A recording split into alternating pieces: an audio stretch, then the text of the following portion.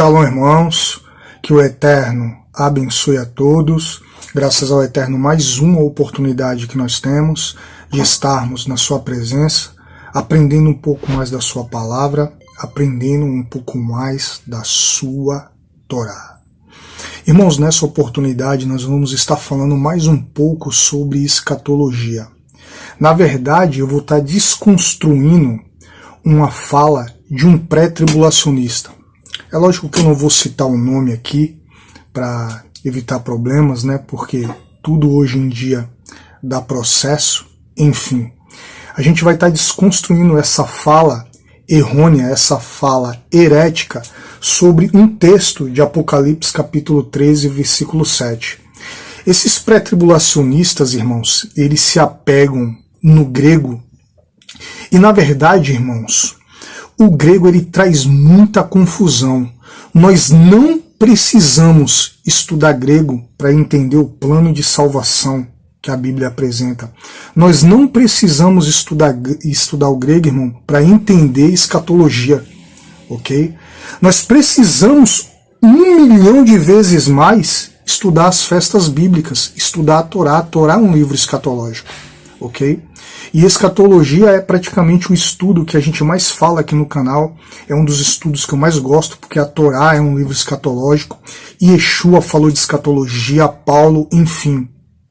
Todo o Taná está falando ali de escatologia, do grande dia do Senhor. Quando os profetas falam do grande e terrível dia do Senhor, isso é escatologia. Então, irmãos, a gente vai estar refutando uma fala de um pré-tribulacionista num podcast aí que ele estava com outro pastor, e eu quero me ater à interpretação que ele deu para Apocalipse 13:7. Mas vamos à fala dele. Ele disse o seguinte, abre aspas, se a igreja passasse pela grande tribulação, todos teriam que se sujeitar ao anticristo. Olha só, irmãos. Aí ele diz, né, porque Apocalipse 13:7, ele cita o versículo, aí ele diz que, em Apocalipse 13:7, diz que todos estarão sujeitos ao anticristo. Ele nem leu o versículo, ele deu essa interpretação de Apocalipse 13:7. A gente já vai ler o verso. E ele continua, né, ele completa que como Yeshua é o cabeça da igreja, né, então ele, Yeshua, também estaria sujeito, obviamente, ao anticristo, ele quis dizer. Olha só que interpretação bizarra e sem fundamento nenhum. Agora, vamos ao texto, irmãos, de Apocalipse, capítulo 13, verso 7. Diz assim, ó, e foi permitido fazer guerra aos santos.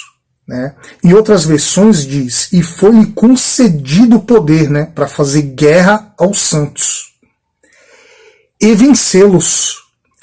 E deu-se-lhe poder sobre toda a tribo e língua e nação.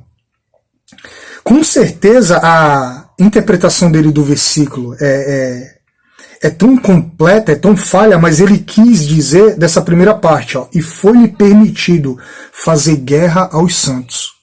Irmãos, olha só, a gente não precisa de grego para entender isso aqui. Na verdade, a pessoa que não entende isso aqui é porque ela tem um problema mesmo com a língua portuguesa.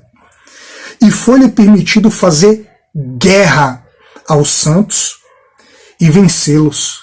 Irmãos, se o anticristo ele está fazendo guerra aos santos, é porque os santos, de alguma maneira, a igreja genuína do Mashiach que está aqui na terra, que guarda os mandamentos da Torá, ela está resistindo ao anticristo.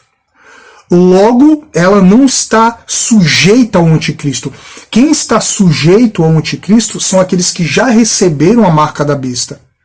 Inclusive, né, esses que ensinam que a lei foi abolida, a gente tem estudo aqui no canal falando o que realmente é a marca da besta. A marca da besta não é chip, irmãos. O chip provavelmente é uma tecnologia que vai ser usada para controle. Talvez o anticristo use isso. Mas chip não é marca da besta. A marca da besta é ir contra os mandamentos da Torá. Isso é marca da besta. E a maioria desses pré-tribulacionistas são propagadores dessa marca da besta. Porque se eles estudassem a Torá, eles não estavam aí ensinando que uma parte da igreja vai para o céu, vai ficar lá, e a outra vai ficar aqui morrendo e sofrendo. Isso é heresia, irmãos. Ok? Então o texto está claro, ó, e foi-lhe permitido fazer guerra aos santos, ou seja, os santos vão estar resistindo de alguma maneira, fugindo, estando longe das ideias, das tramas do anticristo, irmão. Então, o anticristo, ele vai, quando ele alcançar essas pessoas, quando ele tiver a oportunidade, ele vai matá-las. Essas pessoas não estão sujeitas ao anticristo. Nós que estaremos aqui no período da grande tribulação, nós vamos resistir ao anticristo e não estar sujeitas a ele. É o contrário. Ok? E vamos para outro verso, irmão, Apocalipse 13:15, que desconstrói mais ainda essa linha de pensamento dele. E foi-lhe concedido que desse espírito à imagem da besta, para que também a imagem da besta falasse, e fizesse que fossem mortos todos os que não adorassem a imagem da besta. Olha só aqui, irmãos. A igreja aqui sofrendo, a igreja sendo perseguida e morta.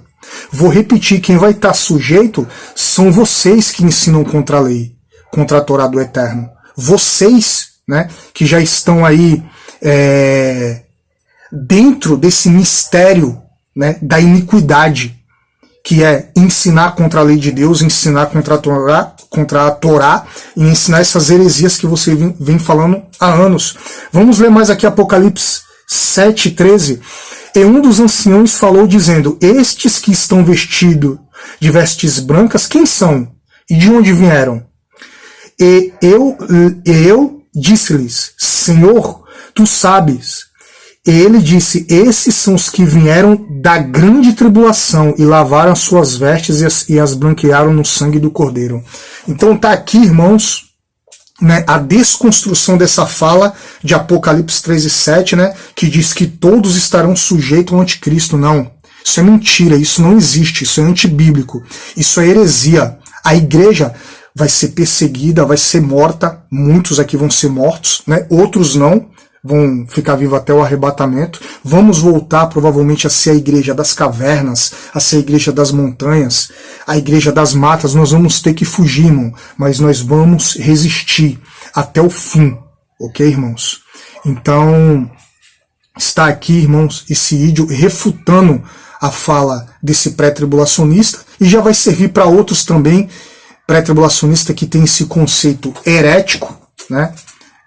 Que ensina que a igreja será arrebatada, entendeu? Isso é heresia, a igreja vai passar pela grande tribulação, ok, irmãos? Seremos ajuntados sim, né, nas nuvens e transportados para Jerusalém no final da grande tribulação, quando o Mashiach Yeshua voltar. É isso, irmãos. Shalom, shalom, que o Eterno abençoe a todos.